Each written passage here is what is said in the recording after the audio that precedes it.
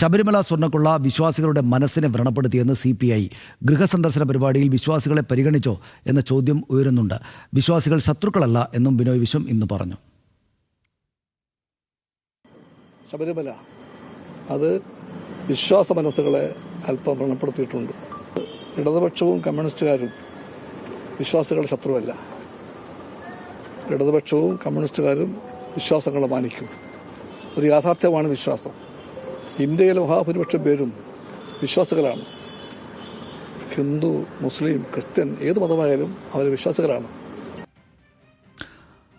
ശങ്കരദാസ് ഉത്തമ കമ്മ്യൂണിസ്റ്റ് ആണെന്നും അദ്ദേഹം അറിഞ്ഞുകൊണ്ട് ഒരു തെറ്റും ചെയ്യില്ല എന്നും ബിനോയ് വിശ്വം ന്യൂസ് മലയാളത്തോട് നേരത്തെ പറഞ്ഞു. ഞങ്ങൾ അറിയുന്ന ശങ്കരദാസ് ഒരിക്കലും അറിഞ്ഞുകൊണ്ട് കുറ്റം ചെയ്യില്ല, ഉറപ്പാണ് ഞങ്ങൾക്ക്. അറിയാത്ത വല്ല പാഴ്ചയെ പറ്റി അറിയാൻ പാടില്ല, ഞങ്ങൾക്ക് അറിയാൻ പാടില്ല. അന്വേഷണം ഉണ്ടാകട്ടെ, അപ്പോൾ എന്തെങ്കിലും ഉണ്ടെങ്കിൽ അപ്പോൾ ചെയ്യാൻ ഉചിതമായ കാര്യങ്ങൾ. ചുവന്നുറപ്പാണ്.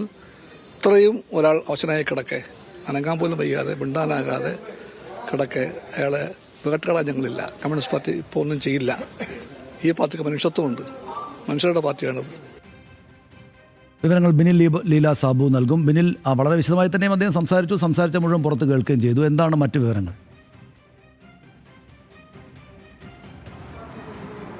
പ്രത്യേകിച്ച് ശബരിമല വിഷയം, ശബരിമല സ്വർണ്ണക്കൊള്ള തെരഞ്ഞെടുപ്പിൽ തിരിച്ചടിയായെന്ന് പറയാതെ പറയുകയാണ് ബിനോയ് വിശ്വം ഇവിടെ ചെയ്തിരിക്കുന്നത്. അത് വിശ്വാസികളുടെ മനസ്സിനെ ചെറുതായെങ്കിലും വ്രണപ്പെടുത്തിയിട്ടുണ്ട്. ഗൃഹസന്ദർശന വേളയിൽ അത് ആളുകൾ പറയുന്നുണ്ട്. മാത്രമല്ല, വിശ്വാസികളെ വേണ്ട രീതിയിൽ LDF പരിഗണിച്ചു എന്ന ചോദ്യവും ചോദിക്കുന്നുണ്ട്. തിരുത്താനുള്ളത് തിരുത്തി മുന്നോട്ട് പോകുമെന്നാണ് അദ്ദേഹം അടിവരയിട്ട് പറയുന്നത്. ഇത്തരത്തിൽ വിശ്വാസികൾക്കൊപ്പം നിന്ന് മുന്നോട്ട് പോകും. വിശ്വാസികൾ ശത്രുവല്ല, എന്നാൽ മതഭ്രാന്ത് അടിച്ചേൽപ്പിക്കാൻ അനുവദിക്കില്ല എന്നും അദ്ദേഹം ആവർത്തിച്ച് പറയുന്നുണ്ട്. നേരത്തെ തദ്ദേശ തെരഞ്ഞെടുപ്പിൽ വലിയ തിരിച്ചടി LDF-ന് ഉണ്ടായിരുന്നു. അതുതന്നെയാണ് അദ്ദേഹം സൂചിപ്പിക്കുന്നത്. പ്രത്യേകിച്ച് അതിനുശേഷമാണ് ഇത്തരത്തിൽ LDF നേതാക്കൾ വീടുകൾ കയറാൻ തീരുമാനിച്ചത്. ആ വീടുകൾ കയറുമ്പോൾ ആളുകൾ ചോദിക്കുന്ന ചോദ്യം വെച്ചാണ് അദ്ദേഹം ഈ മറുപടി പറയുകയും ചെയ്തത്. മറ്റൊന്ന്, ആ സ്വർണ്ണക്കൊള്ളയിൽ തന്നെ ശങ്കർദാസിനെ അറസ്റ്റ് ചെയ്ത നടപടിയിലേക്ക് വന്നിരുന്നു.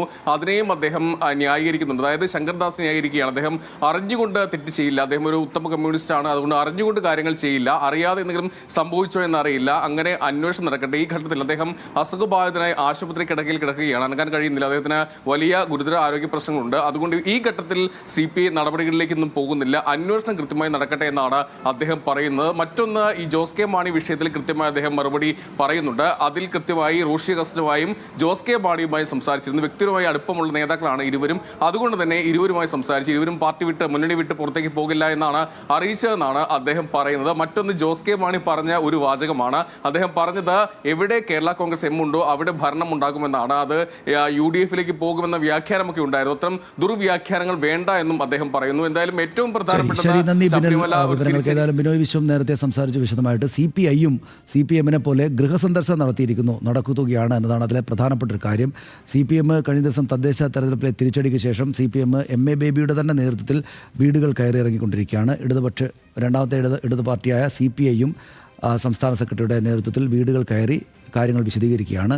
അതിനിടയിൽ വീട്ടുകാരോട് പറയുന്ന ചില കാര്യങ്ങൾ നമ്മളോട്, മാധ്യമങ്ങളോട് പറയുകയാണ്. ചോദ്യങ്ങൾക്ക് സംസാരിക്കുകയും ആളുകളെ നേർക്കുനേർ കണ്ട് കാര്യങ്ങൾ മനസ്സിലാക്കുകയുമാണ് രണ്ട് ഇടത് പാർട്ടികളുടെയും ഈ ഗൃഹസന്ദർശനങ്ങളുടെ ലക്ഷ്യം.